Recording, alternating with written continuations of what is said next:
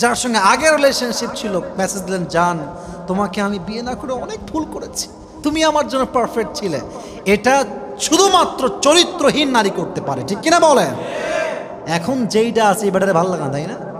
হাইজলামি এটা করবেন না বোন। যা আছে স্বামীর উপরেই ঝাড়েন, যা বলতে মন চায় স্বামীকেই বলেন। বাট স্বামীর উপর নারাজ হয়ে কষ্ট পেয়ে একটু রাগারাগির জন্য যেই মেয়ে আর এক পুরুষের কাছে যায়, তার চরিত্র ঠিক হতে পারে না, ঠিক কিনা বলেন? আল্লাহ সেই মেয়েদেরকে বোঝার তৌফিক দান করুক। সকলে আমরা মন খুলে পড়ি আমিন।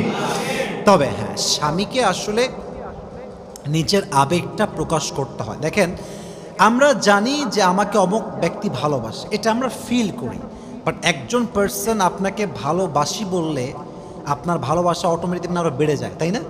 মানে ভালোবাসে, আমি জানি যে আমাকে সে পছন্দ করে, ভালোবাসে, বাট যখন সে আমার সামনে এসে বলে যে আমি আপনাকে ভালোবাসি, এই জন্য বাসি, আজীবন ভালোবাসতে চাই, এই যে কথাগুলো, এটা আপনার ভিতরে মায়া মমতা আরও বেশি বাড়ায়। তো আমার বন্ধুকে বলবো, বোনেরা আমার প্লিজ ফেসবুকে বাজে কাজ না করে, টিকটকে টিকটক না বানিয়ে স্বামীর কাছে নিজের ইমোশনটাকে এক্সপ্রেস করেন।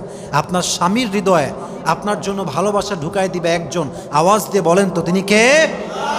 স্বামী খুশি তো আল্লাহ তাআলা খুশি। আমি একটু বাক্যটাকে মুখস্থ করাই সবার কাছে, আমি বলবো আপনারা বলবেন, তারপরে আমি আগে শেষ করি। স্বামী খুশি তো আল্লাহ তাআলা খুশি, স্বামী নারাজ তো আল্লাহ তাআলা নারাজ। বলেন সবাই, স্বামী খুশি তো, স্বামী নারাজ তো আল্লাহ। প্রত্যেকটা বোনকে কথাগুলো বোঝার তৌফিক দান করুক। সকলেই মন খুলে পড়া আমিন।